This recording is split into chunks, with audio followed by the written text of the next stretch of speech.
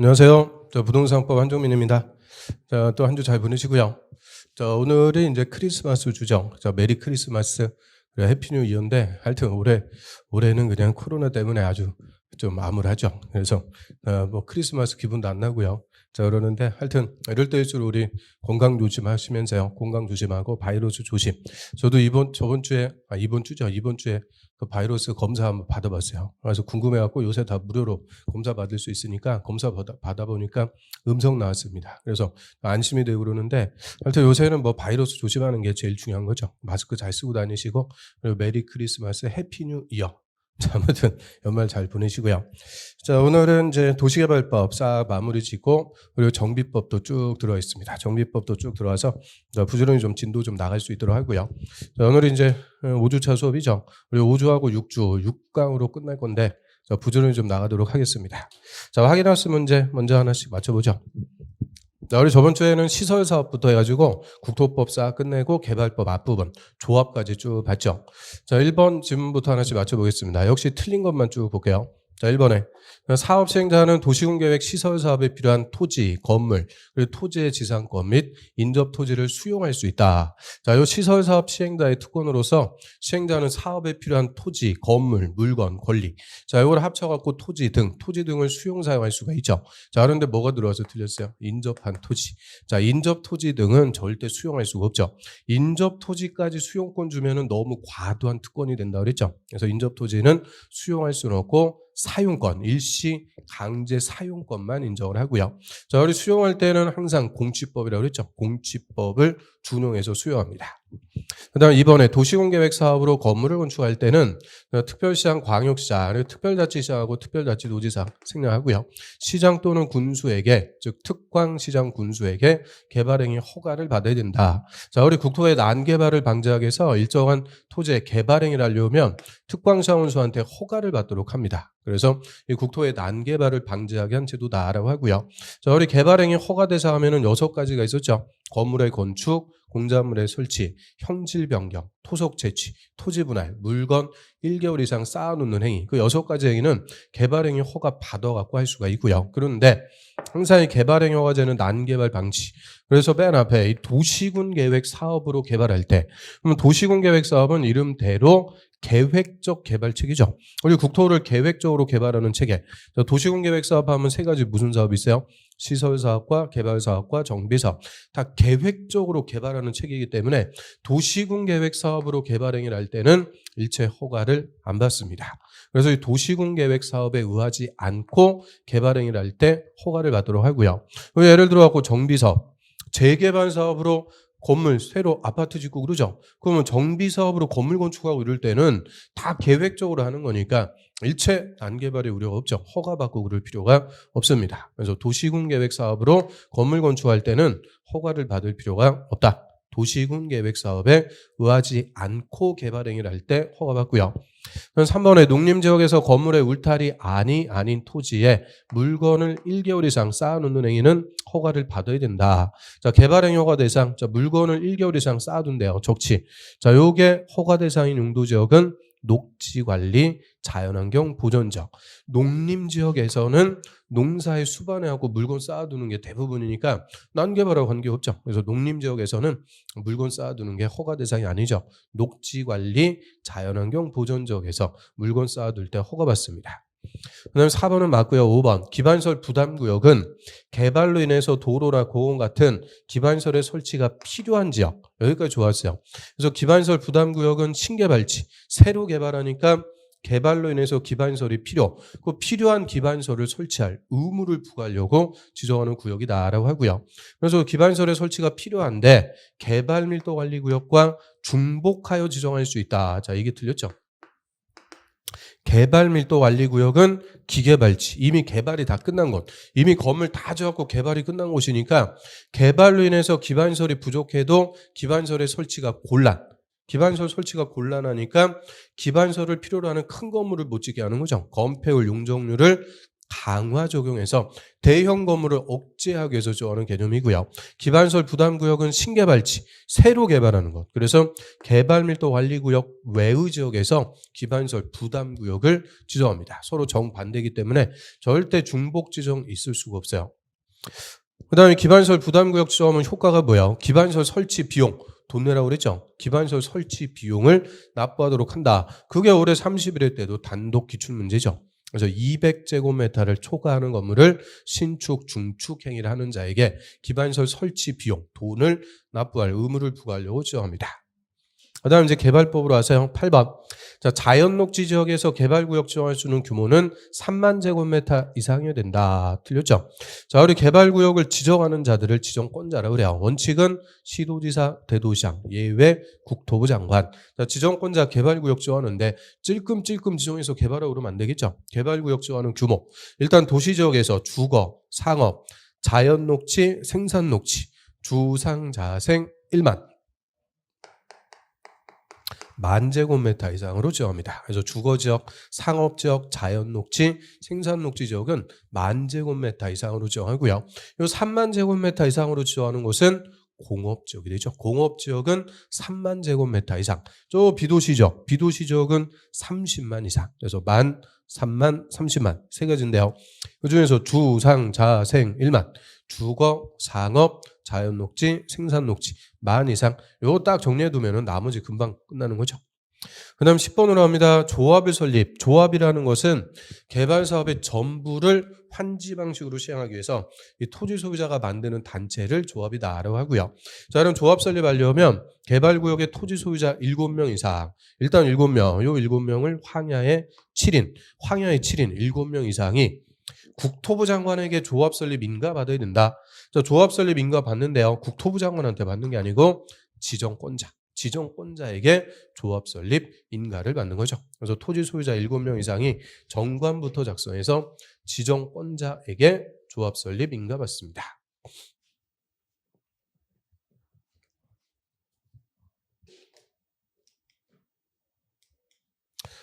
그 다음 11번. 자, 조합 설립 인가 신청하려면 개발구역의 토지 면적 2분의 1이 아니고 면적 3분의 2 이상에 달하는 토지 소유자와 그 구역의 토지 소유자 총수 2분의 1 이상의 토지 소유자의 동의를 각각 받아야 되죠.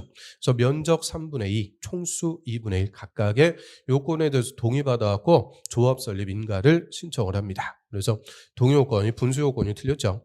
자, 그래서 우리 확인학습 문제에서 풀어보는 지문들이 다 근래 기출지문이죠. 요 11번은 작년 30회 때 기출지문이고요. 다 기출지문들 중요한 것들 기본적인 것들 연습하는 거니까 꼬박꼬박 좀 풀어보셔야 돼요. 풀어보셔야 되고요. 자, 오늘은 이제 개발법 이어갖고 볼게요. 오늘 도시개발법은 도시개발사업의 절차법이라고 그랬고요. 우리 개발사업은 신도시 개발한다. 이제 그렇게 알면 안 된다고 그랬죠. 신도시 개발인데 정확하게 개발구역에서 단지나 시가지, 택지를 개발하는 사업, 단지나 시가지의 조사를 택지 개발 사업이다라고 하고요. 그게 이제 수용 방식, 환지 방식. 수용 방식은 집단적으로 택지를 조성 공급할 때, 환지 방식은 땅값이 비싸갖고 수용이 안 될 때 토지 소유자의 동의받아갖고 한다라고 그랬고요. 자, 이런 개발 사업의 절차법이니까 개발법은 그냥 처음부터 끝까지 절차대로 나오죠. 자, 일단 지정권자가 개발 계획, 개발 사업에 관한 모든 것, 개발 계획을 수립해서 개발 구역을 지정합니다. 지정권자 원칙 시도지사 대도시장 예외 국토부 장관. 특히 국토부 장관이 지정하는 사유가 5가지 5개다 보니까 우리 시험에서 잘 물어본다 그랬어요. 그래서 이 국토부 장관 또는 시도지사 대도시장이 개발구역을 지정, 개발구역 지정하면서 누가 사업할 거냐 시행자도 다 지정. 그래서 도시개발사업은 원칙적으로 누가 한다 이런 거 없다 그랬어요. 그냥 지정하면 고자가 시행자가 됩니다. 그래서 크게 공공사업 시행자, 민간사업 시행자. 자, 공공사업 시행자가 4개. 그거를 정리한다고 그랬죠.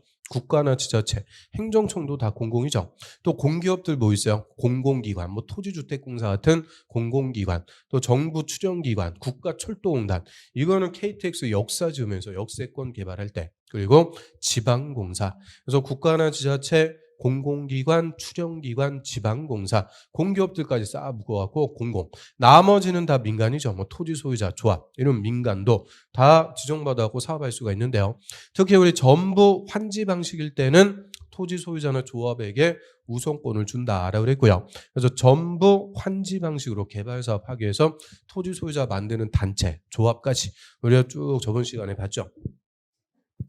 자, 오늘은 이제 기본서 220페이지 보겠습니다. 220페이지.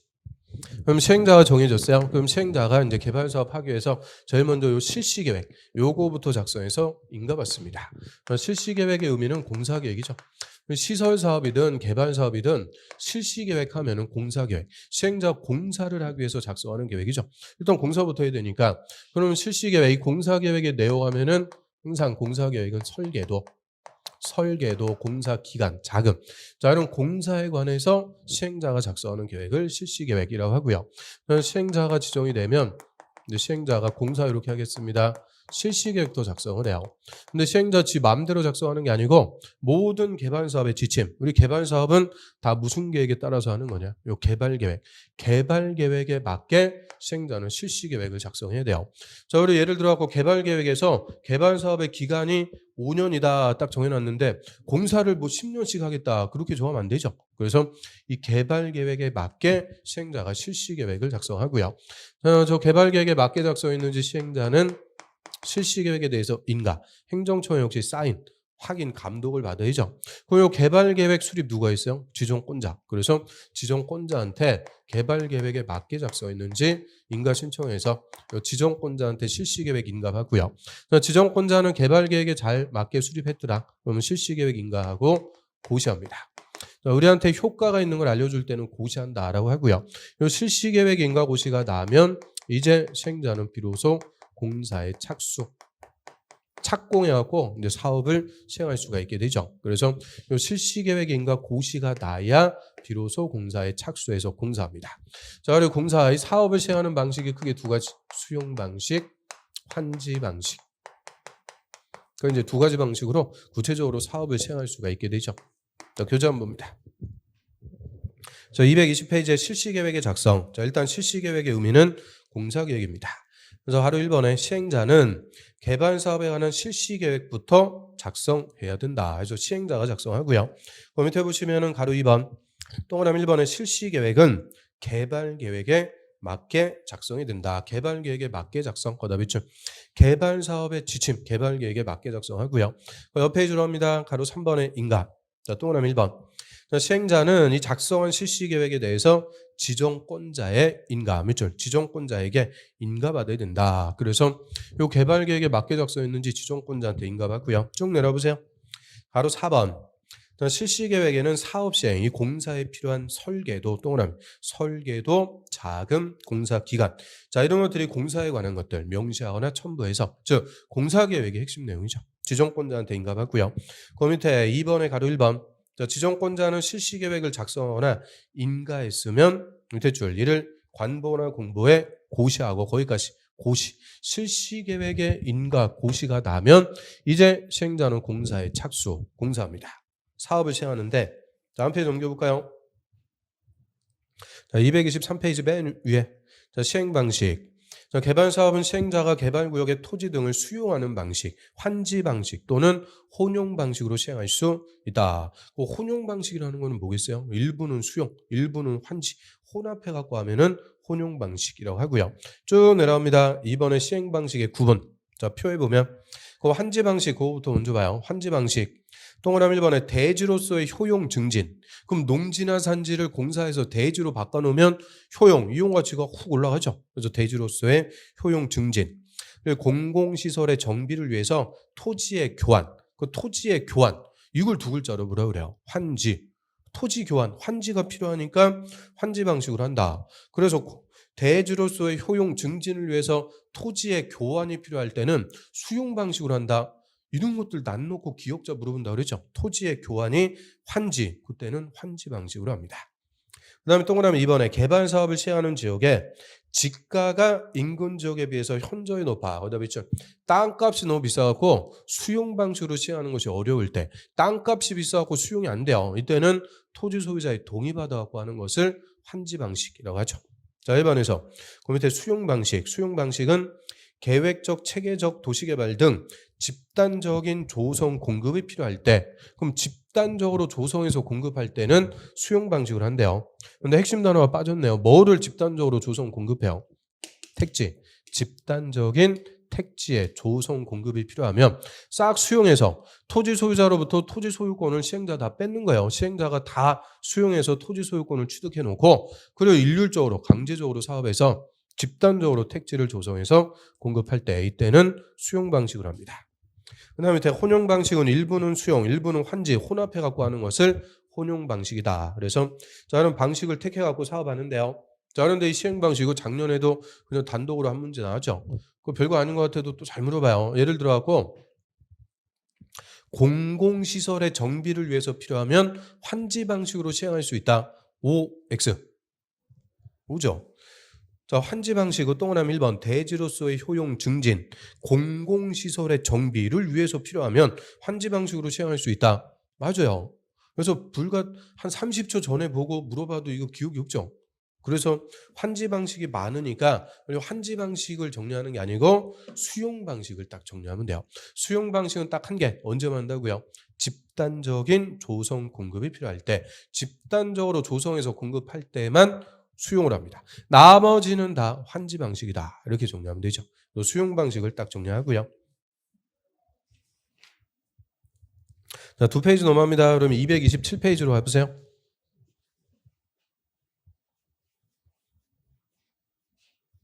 수용 방식의 한 사업 시행. 자, 구체적인 이제 시행 방식 한번 보죠. 그럼 집단적으로 택지를 조성해서 공급하기 위해서 이제 수용 방식으로 사업합니다. 자, 수용 방식으로 할 때는 절차 간단해요. 실시 계획 인가 호시가 나면은 이제 공사하는데, 이 공사하기 위해서 시행자 개발 구역의 토지 등을 싹 수용부터 하죠. 수용해서 사업하니까 수용 방식. 그래서 수용해서 토지 소유권을 시행자가 다 취득하는 거예요. 협의 취득 안 되면 강제 취득. 수용해서 다 토지 소유권 취득해 놓고, 즉 원 토지 소유자로부터 소유권 다 뺏어갖고 이제 다 쫓아내는 거죠. 소유자들 다 쫓아버리고 일률적으로 강제적으로 사업하는 게 수용 방식. 그래서 수용해서 이제 공사하는데, 공사 들어가기 전에 시행자가 공급하는 땅을 원형지라고 그래요. 원형 그대로의 토지. 그래서 공사하기 전에 조성되지 않은 상태의 토지, 이 원형지를 공급해서 우리 수용 방식의 단점, 획일적으로 똑같이 개발되는 단점을 보완하는 거죠. 이 원형지는 공급받은 자가 따로 이 개발함으로써 시행자 개발하는 게 아니죠. 좀 색다르게 창의적으로 개발을 도모할 수가 있는데요. 자, 이 원형지는 원칙적인 공급 방법은 아니에요. 그래서 개발구역 전체 토지 면적 3분의 1까지만 공급합니다. 3분의 1. 3분의 1까지. 이거 뭐 수용 방식 물어보면 맨날 나오죠. 작년에도 뭐 계속 나오는 질문인데, 왜 3분의 1일까요? 원형지. 세 글자니까 3. 외우고 그럴 필요도 없어요. 원형지. 글자 수만 딱 세면 되죠. 그래서 3분의 1까지 원형지는 공급해서, 이거는 공급받은 자가 따로 개발합니다. 그럼 나머지는 시행자가 이제 시행자가 싹 공사하는 거죠. 이거 무슨 공사요? 우리 개발 사업은 무슨 공사한다? 농지나 산지를 택지로 개발하기 위해서 산 깎고 논밭 메꾸고 절토, 성토, 정지 같은 형질 변경, 대규모 형질 변경 공사, 그리고 토지를 반듯반듯하게 정리하는 구획 정리 공사. 그래서 형질 변경, 구획 정리 공사 그냥 몇 년씩 하는 거예요. 3년, 4년씩 몇 년씩 공사해 갖고 이제 다 끝났어요. 공사가 다 끝났으면 공사계획 실시 계획대로 공사를 잘 끝냈는지 지정권자한테 와서 준공 검사부터 받고요. 자, 검사한 결과 실시 계획대로 잘 공사가 끝났더라. 그럼 지정권자가 공사 완료 공고. 공사 완료 공고하면은 여기서 개발 사업이 끝납니다. 그럼 수용 방식은 수용해서 공사 끝나면 사업도 끝. 사업이 끝났으니까 다음 날 개발구역 지정도 해제가 되는 거죠. 사업이 끝나서 해제. 그럼 사업이 다 끝나갖고 만들어진 땅을 조성 토지, 개발 사업으로 조성된 토지, 조성 토지를 시행자가 일반에게 이제 공급하죠. 그래서 조성 토지 공급을 다른 말로 택지 분양한다 그래요. 저 지방 같은 데 가면은 개발 사업 끝나가지고 단독주택 필지 분양합니다. 이런 것들이 다 택지를 분양하는 거죠. 그래서 조성 토지를 공급, 이제 땅 팔아먹는다 그 얘기고요. 그래서 수용 방식에서는 토지를 공급하는 모습이 두 개네요. 공사하기 전에 공급하는 땅을 원형지, 공사가 다 끝나고 공급하는 땅을 조성토지. 그래서 원형지, 조성토지. 이게 요새 수용 방식에서 잘 물어보는 논점들이 되죠. 자, 그럼 227페이지에 맨 위에 수용 방식 한번 봅니다.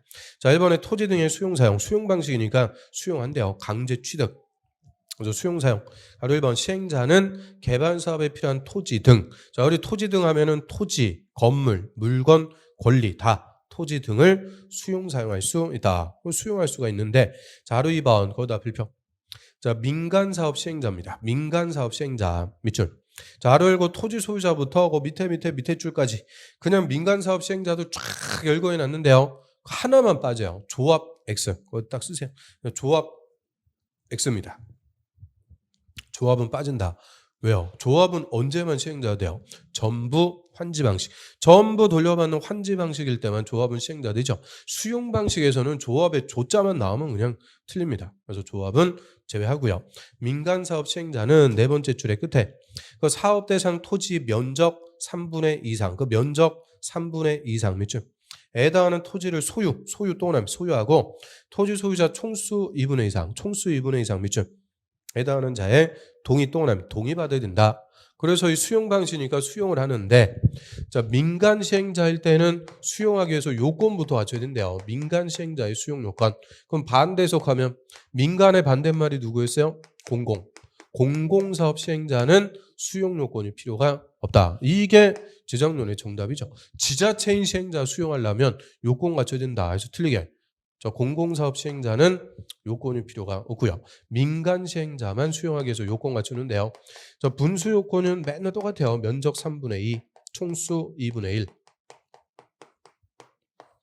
이 개발법에서 벌써 세 번째 나온 거죠. 이거 앞에서 환지 방식으로 개발계획 수립하려면 면적 3분의 2 이상과 총수 2분의 2 이상 토지 소유자의 동의 각각 받아야죠. 또 조합 설립 인가 신청할 때에도 동의 받아야죠. 그래서 맨 똑같아요. 면적 3분의 2, 총수 2분의 1. 그런데 앞에서는 동의인데 여기서는 동의가 아니죠. 면적 3분의 2 이상 소유 사야 돼요. 그리고 토지 소유자 총수 2분의 2 이상 동의 받습니다. 그래서 면적 3분의 2 이상 토지를 소유하고 총수 2분의 2 이상 동의 받아라. 이게 민간 시행자의 수용 요건. 그럼 예를 들어서 사업 대상 토지 면적이 3만 제곱미터라 그래요. 3만. 그럼 그중에서 민간은 수용하기 위해서 얼마는 미리 사야 된다는 거예요. 3분의 2니까 2만 제곱미터를 사갖고 소유하고 있어야 돼요. 엄청난 요건이죠. 면적 3분의 2 이상 소유. 그 다음에 토지 소유자 100명이면 2분의 2 이상 50명 이상의 동의. 민간이 수용하는 것에 동의 받아라. 그래서 민간 시행자는 이 요건을 갖춰갖고 수용해야 돼요. 수용할 수가 있죠. 그럼 요건이 쉬운 게 아니니까 그래서 민간 시행자는 수용 방식으로 하는 게 어렵습니다. 그래서 민간은 이 요건부터 갖춰갖고 수용할 수가 있죠. 그 다음 밑으로 갈까요? 바로 3번, 동그라미 1번. 자, 이런 토지 등의 수용사에 관해서는 이 법에 특별한 규정이 없으면 공익사업을 위한 토지 등의 취득 및 보상에 관한 법률을 준용한다. 그래서 수용할 때는 국토법을 준용한다 이런 거 없어요. 수용할 때는 무조건 이 법이죠. 자, 이 법 우리 저번 시간에도 봤네요. 공익사업 할 때 공짜 동그라미. 공익사업을 해서 토지를 뭐 하는 법이라고 그랬어요? 취득하는 취자 동그라미. 법률이니까 법자 동그라미. 그래서 공취법. 그래서 수용할 때는 무조건 공취법에 따라서 수용합니다. 공취법을 준용해서 수용을 하고요. 그 다음 밑으로 갑니다. 2번에 토지상한 채권. 자, 얘는 별표. 자, 토지상한 채권. 그 옆에다가 토지상한 채권 옆에다가 사후 현물 보상. 자, 이렇게 써두시면 돼요. 사후 현물보상 조건부 채권입니다. 그럼 우리 수용할 때 공취법에서 원칙은 수용은 소유권을 강제적으로 뺏어버린다 그러죠. 사전에 현금 보상하고 수용하는 게 원칙. 사전 현금 보상이 원칙인데요. 근데 토지 소유자 원하면 나중에 개발 사업으로 조성될 토지, 땅, 토지는 현금이 아니고 현물이죠. 현물로 땅으로 보상해 주겠다. 그래서 발행하는 채권을 토지상환 채권. 상환이라는 말이 뭐예요? 상환은 갚는 거죠. 그리고 대출 원리금 상환한다. 갚는 거예요. 그래서 보상금을 돈으로 갚아주는 게 아니고 나중에 뭘로? 땅으로 갚아주려고 발행하는 채권을 토지상환 채권이라고 하고요. 자, 발행. 시행자는 토지 소유자가 원하면 토지 등의 매수 대금. 자, 여기서 매수 대금의 의미는 보상금입니다. 보상금의 일부의 동그라미. 일부를 지급하기 위해서 그 사업 시행으로 조성되는 토지나 건물로 상환해주는 채권, 이 토지 상환 채권을 발행할 수 있다. 그래서 맨 앞에 일단 시행자가 토지 상환 채권 발행할 수 있대요. 언제요? 토지 소유자 원하면 발행할 수가 있대요. 원하면. 그 원한다는 말의 의미가 뭐예요? 수용당하는 토지 소유자가 저는 보상금 돈 대신에 나중에 땅으로 주세요. 원하면 발행할 수 있다. 그러면 수용당하는 토지 소유자는 보상금 돈으로 달라고 그럴까요? 땅으로 달라고 그럴까요? 이 원해요, 원하지 않아요? 다 원하는 거예요. 왜요? 그 보상금 그 몇 푼 받아갖고 쫓겨나가는 게 중요한 게 아니고 다시 땅으로 받으면은 훨씬 더 큰 이익이 되죠. 그 땅에다가 그걸 원주민 택지라 그래요. 다시 땅 받아갖고 거기다가 빌라만 올려도 보상금 몇 푼 받은 것보다 훨씬 더 돈 버는 겁니다. 그래서 이 개념 있는 토지 소유자는 나는 돈 필요 없고 나중에 땅으로 주세요. 원하는 거예요. 그래서 원하면 발행할 수 있는데 원한다고 나중에 조성될 토지 전부 다 토지 상환 채권으로 발행했다. 그럼 열심히 사업 끝나갖고 만들어진 땅 그냥 토지 소유자에게 일일이 나눠주고 끝나요. 그러면 수용 방식의 목적 달성 안 되죠. 수용 방식은 뭐 하려고 한다 그랬어요? 집단적으로 조성해서 공급. 일일이 나눠주려고 하는 거 아니죠. 집단적인 조성 공급입니다. 그래서 원한다고 다 발행 못해요. 그래서 그 옆에 보조단의 심화 토지 상환 채권 발행할 수 있는 규모는 그거 봐요. 토지 상환 채권으로 상환할 토지나 건물이 개발 사업으로 조성되는 분양 토지 건물 면적 2분의 1 동그라미 2분의 1을 초과해서는 안 된다. 그래서 2분의 1까지만 발행합니다. 2분의 1. 그럼 나중에 조성될 토지가 1000필지 그중에서 토지 상환 채권은 500필지까지만 발행하고 나머지 500필지는 수용 방식의 목적을 위해서 남겨둬라기죠. 그러면 2분의 1까지만 발행할 수가 있으니까 보상금의 전부 지급이 돼요, 안 돼요? 안 돼요. 그래서 다시 첫 번째 줄에 시행자는 토지 소유자 원하면 매수 대금의 전부를 지급, 그럼 틀려요. 일부를 지급하기 위해서 토지 상환 채권을 발행할 수 있습니다. 자, 한 페이지 넘겨보시면 가로 3번. 그리고 시행자가 이 토지 상환 채권 발행하려면 토지 상환 채권의 발행 계획부터 작성해서 미리 지정권자한테 승인, 지정권자한테 승인 사인 받아야 돼요. 왜요? 요 2분의 1까지 발행하는지 지정권자한테 와서 사인 받아갖고 발행해라. 그 얘기고요. 하루 4번의 발행 조건에서 두 번째 줄 또한 토지 상환 채권은 김영식 동그라미 김영식 증권으로 한다. 김영식 증권으로 합니다. 김영이라는 게 한문 그대로 성명이 기입된다 그죠? 그래서 토지 상환 채권은 채권 증서에 채권 금액이 써지는 게 아니고 채권자 이름이 써지는 거예요. 채권자 이름이 써지는 방식. 그래서 우리 채권자 이름도 다 아네요. 채권자 이름이 누굴까요? 김영식. 그래서 그대로 읽으니까 김영식. 그래서 상환받을 채권자의 성명이 써지는 방식을 김영식이다라고 하고요. 그래서 이 상환자가 붙는 채권은 다 무슨 식이냐? 김영식이에요. 토지 상환 채권. 또 나중에 우리 주택법에서 배울 주택상환 사채. 상환자 묻는 채권은 상환받을 채권자 이름이 써집니다. 그리고 이 채권 증서에 이름이 써 있는 사람을 우리가 채권 명의자라고 그래요. 명의자. 이 명의자가 그 채권자가 돼서 명의자 이름이 써 있는 사람한테 토지를 상환을 해주는 것을 김영식이라고 그래요. 그럼 요 김영식과 반대가 되는 것을 무김영식 채권이라고 그러죠. 무김영식.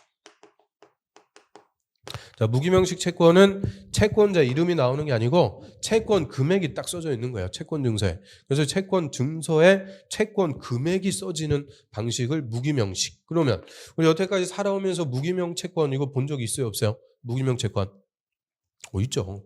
대표적인 게 백화점 상품권. 백화점 상품권에 금 10만 원 이렇게 돈만 나오죠. 그래서 그런 거를 무기명식. 그래서 이 무기명식 채권은 그 채권 증서를 소지하고 있는 자가 채권자가 돼요. 그래서 소지한 자에게 상환을 해주면 되는 거죠. 그래서 이 토지 상환 채권은 무기명식으로 발행한다 이러면 틀려요. 김영식이에요. 채권 금액이 아니고 채권자 이름이 써지는 방식. 김영식 채권입니다. 그 다음에 한 페이지 넘겨볼까요? 231페이지로 합니다. 5번 원형지의 공급과 개발. 그럼 시행자 토지 상환 채권도 발행하면서 이제 싹 수용해서 공사 들어가기 전에 공급하는 땅 그거를 원형지라고 그러죠. 원형지. 그래서 원형지는 조성되지 않은 상태의 토지 공사하기 전에 농지나 산지를 공급해서 색다르게 개발을 도모하고자 하는 것을 원형지라고 그래요. 그래서 231페이지의 중간에 5번 원형지 가로 1번 시행자는 도시를 자연 친화적으로 개발, 복합적 입체적으로 개발. 그 복합적 입체적으로 개발한다. 이 말이 좀 획일적 개발에 반대한 말, 좀 색다르게 멋지게 창의적으로 개발하기 위해서 필요하면 역시 미리 지정권자의 승인, 밑줄 지정권자 승인 받아갖고 원형지를 공급해서 개발하게 할 수 있다. 그래서 원형지는 시행자가 개발하는 거 아니다. 그 얘기죠. 공급받은 자가 따로 개발하도록 하고요. 자, 이때 공급할 수 있는 원형지의 면적은 개발구역 전체 면적 3분의 1 이내, 밑줄 3분의 1 이내로 한정한다. 그래서 원형지는 3분의 1까지만 공급한대요. 3분의 1. 그럼 좀 전에요. 토지상한 채권은 2분의 1까지, 조성 토지의 2분의 1까지 발행한다고 그랬죠. 그래서 3분의 1, 2분의 1 맨날 이거 바꿔갖고 물어보는 게 단골 메뉴. 그래서 헷갈리니까 얘를 확실하게 보면 되죠. 원형지 얼마라고요? 3분의 1. 3분의 1까지 공급하는 지정권자한테 역시 승인 다 받아야 돼요. 토지상한 채권도 2분의 1까지 발행하는지 승인. 그래서 원형지 3분의 1, 토지상한 채권 2분의 1. 그리고 원형지는 장점 우리가 읽어봤죠. 복합적 입체적 개발 장점. 단점 있어요 없어요? 단점도 있죠. 이게 공사하기 전에 농지나 산지를 바로 공급해 주니까 싸겠어요 비싸겠어요? 완전 싸다. 그죠?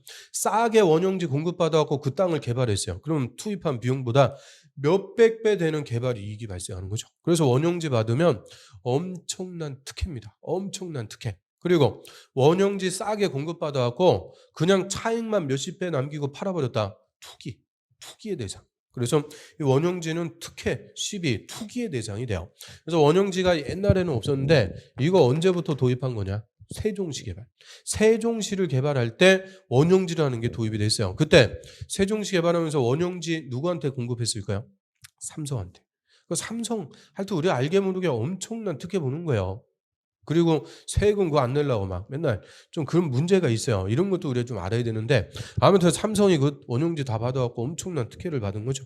그래서 이 원형지는 특혜 시비, 투기의 대상입니다. 그래서 아무한테나 공급해주고 그런 거 아니죠. 그 옆에 그 보조단에 참고 보세요. 그 참고가 아니고 그게 핵심이에요. 원형지 공급받을 수 있는 자. 자, 1번에 국가나 지자체. 또 2번에 공공기관. 끝에 보면 공공기관. 그리고 대표적으로 뭐 있어요? LH 같은 거. 토지주택공사. 또 3번에 끝에 보면 지방공사. 그렇죠? 그 지방공사 뭐 있어요? SH. 그래서 1번, 2번, 3번. 얘들 묶어갖고 누구냐? 공공입니다. 특히 시비가 없는 공공에게 원형지를 공급해서 개발하도록 하는 거예요. 그런데 그 밑에 5번 하나 더 볼까요? 원형지를 학교 동그라미, 공장 동그라미, 부지로 직접 사용하려는 자. 원형지 받아갖고 학교 짓겠습니다. 공장 짓겠습니다. 자, 이 자들은 공공은 아니죠. 민간이라도 투기가 아니고 실수요자라고 그래요. 실수요자. 투기가 아닌 실수요자. 이런 자들에게만 한정해서 원형지는 공급할 수가 있죠. 그래서 원형지는 원칙적으로는 특혜 시비가 없는 공공에게, 그런데 민간이라도 학교나 공장 부지로 직접 사용하려는 자, 그런 자들에게만 한정해서 원형지는 공급해 줄 수가 있고요. 다음 페이지 넘겨보세요. 그래서 가로 6번 봐요. 원형지의 매각 제한. 매각 제한은 일정한 기간 동안은 못 판다. 그죠? 못 판다. 이게 투기 못하게 못 팔게 하는 거예요. 그래서 원형지 개발자, 근데 가로 열고 국가 및 지자체는 제외. 밑줄. 국가하고 지자체는 제외. 왜요? 국가나 지자체가 투기하고 이런 거 없죠. 그래서 국가하고 지자체는 빼고요. 원형지 개발자는 최장 10년 동안 그 10년의 범위에서 그 밑에 줄 대통령령이 정하는 기간 안에는 원형지 매각할 수 없다. 딱 끊습니다. 최장 10년까지는 원형지 못 팔게 한다. 왜요? 투기 못하게. 그래서 원형지는 최장 10년까지는 못 팔게 하고요. 그런데 국가하고 지자체는 제외. 그게 23회 때도 정답, 25회 때도 정답. 그래서 국가하고 지자체는 매각 제한이 없습니다. 그래서 3분의 1까지 원형지 공급해서 이거는 공급받은 자가 따로 개발해요. 나머지 3분의 1은 시행자 싹 공사, 택지 개발하는 공사. 몇 년 지나갖고 다 끝났어요. 지정권자한테 실시계획대로 공사했는지 검사, 지정권자가 공사 완료 공고. 그러면 사업 끝. 사업이 다 끝나갖고 이제 시행자가 만들어진 땅, 이 조성 토지를 공급. 이거를 소위 택지 분양한다라고 하고요. 이 택지 분양하는 것은 수용 방식의 절차가 아닌 거예요. 이거는 그냥 부수적인 기준이죠. 택지 분양하는 기준. 그래서 옆 페이지 233페이지 중간에 6번 조성 토지의 공급자의 별표. 자, 조성 토지는 이제 공사가 끝나고 만들어진 땅이에요. 자, 한 페이지 넘겨보세요.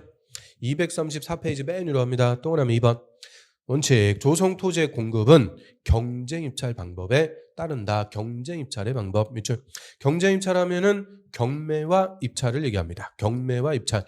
우리 경매는 뭐예요? 서로 봐가면서 가격을 올려가는 거죠. 그 다음에 입찰은 안 보고 써내는 거예요. 그래서 경매든 입찰이든 다 최고 가격을 제시한 자가 낙찰자가 돼서 고자에게 공급해 주는 게 원칙입니다. 그래서 이 조성 토지는 경쟁 입찰의 방법으로 공급한대요. 경쟁 입찰 붙인다 그 말은 조성 토지는 아무나 공급받을 수 있다 없다? 있다. 그 아무나 분양받을 수 있는 거예요. 우리가 아파트를 분양받을 때는 뭐 공급 순위라든지 1순위, 2순위 또 가점, 뭐 청약 점수 막 이런 거 있죠.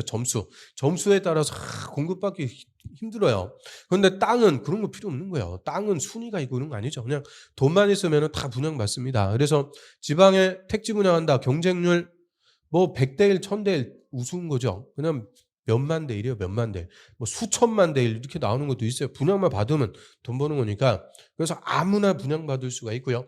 그 아무나 중에서 경쟁 입찰 붙여갖고 최고 가격을 지시한 자가 낙찰자가 돼서 고자에게 공급하는 게 원칙이에요. 그래서 조성 토지는 경쟁 입찰인데 거기에 대한 예외들이 또 있죠. 그 밑에 추첨은 뭐 제비뽑기 하는 거고요. 추첨할 수도 있고 니은번 수의계약이라는 게 뭘까요? 수의계약은 1대1 계약입니다. 한 명 딱 지정해갖고 1대1로 계약하는 것을 수의계약. 근데 이 수의계약은 원칙은 금지예요. 이 수의계약이 부정이라든지 비리, 밀실계약 이런 거 들어봤죠? 이런 부정이나 비리가 개입될 소지가 있는 거예요. 그래서 수의계약은 원칙적으로 안 되는데 예외. 시행자는 다음에 해당할 때는 또 수의계약으로 조성 토지를 공급할 수가 있대요. 그 박스에 A부터 옆에 H까지 그게 10개예요. 10개. 10가지 경우에는 수의계약으로 공급할 수 있다. 그래서 그게 그대로 24일 때 그냥 기출. 그래서 수의계약으로 공급할 수 있는 경우 그 A번 첫 번째 거 그게 제일 중요한 거죠. 그것만 하나 딱 보겠습니다. 자, 2번 보면 자, 학교나 공공청사 용지 같은 일반에게 분양할 수 없는 공공용지. 그 일반에게 분양할 수 없는 공공용지 거다 그렇죠? 를 국가 동그라미, 지자체 동그라미에게 밑에 줄에 공급할 때 그럼 밑줄 친 거에서 다 나오죠. 학교나 공공청사 용지 같은 일반 분양할 수 없는 공공용지. 그럼 일반 분양할 수 없다는 게 우리가 분양받는 거 아니다 그죠? 그럼 공공용지는 누구만 공급받을 수가 있는 거예요. 국가하고 지자체. 그러니까 그 국가나 지자체하고 시행자가 1대1로 계약해서 공급할 수밖에 없죠. 그래서 일반 분양할 수 없는 공공용지를 국가나 지자체에게 공급할 때는 당연히 수의계약으로 합니다. 수의계약. 그 다음에 옆 페이지 가볼까요? 바로 3번의 가격평가. 자, 원칙 조성 토지의 가격 평가는 감정가 또는 감정가격으로 한다. 그래서 이 공급할 때 가격은 감정가가 원칙이에요. 감정가. 그럼 우리 토지의 가격 지가라고 그러죠. 지가, 토지의 가격. 지가, 이 지가는 크게 이제 세 가지가 있네요.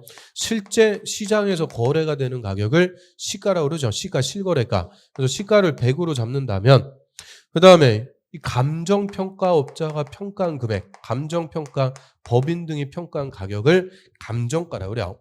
감정평가는 뭐 하려고 할까요? 주로 대출, 땅 같은 거 대출 받기 위해서 담보 잡히기 위해서 감정평가하는 거죠. 그래서 감정가는 시가의 100%다 안 쳐주죠. 한 70에서 80 이 정도밖에 안 쳐줘요. 감정가.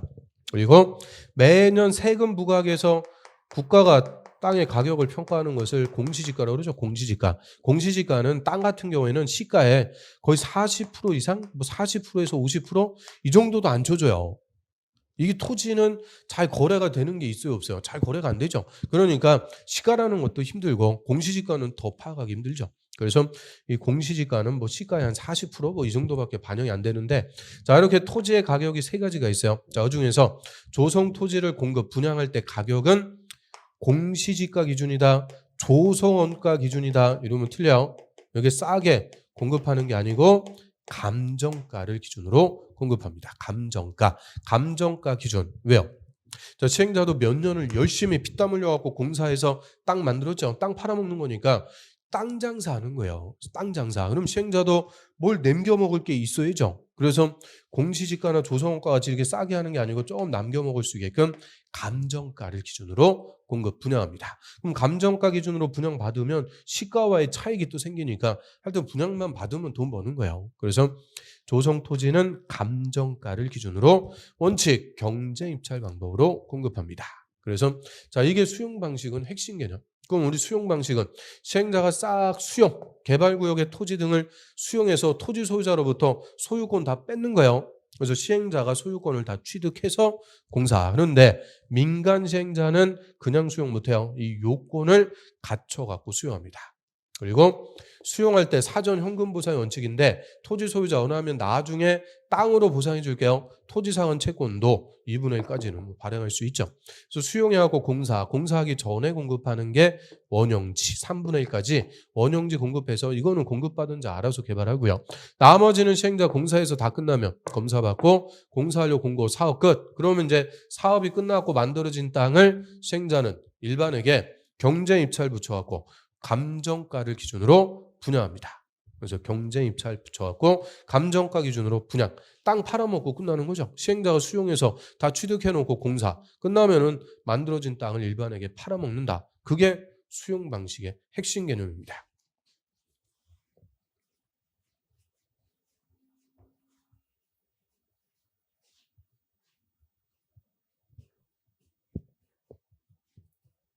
그래서 여기까지 수용 방식으로 해봤고요. 그 다음에 환지 방식 한 페이지 넘겨보세요. 환지 방식은 땅값이 비싸갖고 수용이 안 되니까 이 토지 소유자의 동의 받아갖고 사업하죠. 이 동의를 최초로 개발계획 수립할 때 면적 3분의 2, 총수 2분의 1 각각의 동의 다 받아야 돼요. 그래서 환지 방식은 최초로 개발계획 수립할 때부터 다 동의 받아갖고 하죠. 그리고 동의 받아갖고 이제 사업합니다. 자, 조합이 전부 환지 방식일 때는 조합을 시행자로 지정해서 조합이 사업하죠. 실시계획인가 나면 이제 공사 들어갈 수 있는데 공사하기 전에 시행자가 작성하는 계획을 환지 계획이라고 그래요. 그래서 환지 방식에서는 시행자가 환지 계획 얘 또 작성해갖고 인가 행정청에 사인을 받아야 되죠. 환지 계획은 의미 그대로 풀어보면 토지의 교환 계획입니다. 자, 무슨 토지와 무슨 토지로 바꾸겠어요? 개발 사업하기 전에 종전의 토지 대신 공사 끝나고 개발 사업으로 조성될 토지 흔 토지 대신 새 토지 어떻게 토지 소유자에게 합리적으로 교환해 줄지 시행자 환지 계획 요거부터 작성해갖고 행정처한테 인가 받으면 이제 공사요. 공사는 무슨 계획대로? 환지 계획대로 한다 이러면 안 돼요. 공사는 항상 실시 계획. 환지 계획은 공사 끝난 후에 토지를 교환해 주기 위해서 작성하는 계획이고요. 공사는 실시 계획대로. 공사해 갖고 이제 다 끝났어요. 전 구간의 공사가 다 끝났다. 시행자 직접 공사하려고 공고 관계서류 공람시켜 갖고 여기서 토지 소유자 의견부터 싹 미리 들어요. 토지 소유자 의견부터. 어차피 토지 소유자에게 돌려줄 땅이니까 토지 소유자 의견부터 싹 들어보고 그다음 지정권자한테 준공검사 신청해서 요 실시계획대로 공사했는지 검사도 다 받고요. 자, 지정권자의 준공검사 떨어졌다. 그러면 이제 공사는 다 끝난 거예요. 공사 다 끝났으니까 시행자는 60일 내 마지막에 환지 처분이라는 걸 한다 그래요. 환지 처분 이제 공사 끝나고 새 토지를 다시 토지 소유자에게 돌려주는 처분, 토지를 교환해주는 처분, 환지 처분하고요. 몇 월 며칠자로 환지 처분합니다. 공고하면은 사업이 끝나게 돼요. 그래서 우리 좀 전에 수용 방식은 그냥 수용해서 공사하니까 공사만 끝나면 사업도 끝난다 그랬죠. 공사하려고 공고 나면 사업이 끝. 근데 환지 방식은 공사가 끝났다고 사업이 끝난다 그러면 안 돼요. 공사 끝나가지고 만들어진 땅을 다시 토지 소유자에게 돌려주는 환지 처분까지 해야 사업이 다 끝나게 되고요. 그래서 이 환지 방식에서 두 번째로 중요한 논점이 환지 처분이라고 그래요. 그리고 환지 처분은 반드시 무슨 계획대로 하는 거죠? 환지 계획 인가받은 대로 환지 처분합니다. 그래서 환지 처분에 관한 계획이 환지 계획이다라고 하고요. 자, 환지 처분의 공고 그러면 이제 사업이 다 끝나고요. 환지 처분의 효과도 공고 다음 날 확정적인 효과가 발생. 그래서 토지 소유자는 이제 종전 토지 대신 새 토지의 소유권을 다음 날 취득하게 됩니다. 흔 토지 대신 공사 끝나고 새 토지의 소유권을 확정적으로 취득하는 것도 환지 처분 공고 다음 날 취득하게 된다 그래요. 그래서 이 수용 방식보다 절차가 훨씬 더 복잡해지는 거예요. 일단은 이게 핵심이고요. 우리 나중에는 이제 환지 예정지당 등기다, 청산이다 이런 것들 살 붙여갖고 이제 정리하는데 핵심은 요겁니다. 그럼 환지 방식에서는 환지 계획. 저게 일단 첫 번째 중요한 논점이죠. 그래서 우리 개발법은 수용 방식보다는 환지 방식을 공부하기 위해서 배우는 법이다 이렇게 생각하시면 돼요. 수용은 시설 사업할 때 수용 관련해서 첫 번째로 공부했죠. 그래서 수용 방식이 주가 아니고 요 환지의 개념, 환지 방식이 개발법에서는 핵심이죠. 그래서 환지 방식은 사업 시행 그 236페이지에 자, 환지 계획의 작성. 환지 계획은 그냥 매년 우리 시험에서 나온다 이렇게 생각하시면 돼요. 매년. 자, 그거부터 이제 조금 쉬었다 보도록 하겠습니다. 자, 좀 쉬었다 하죠.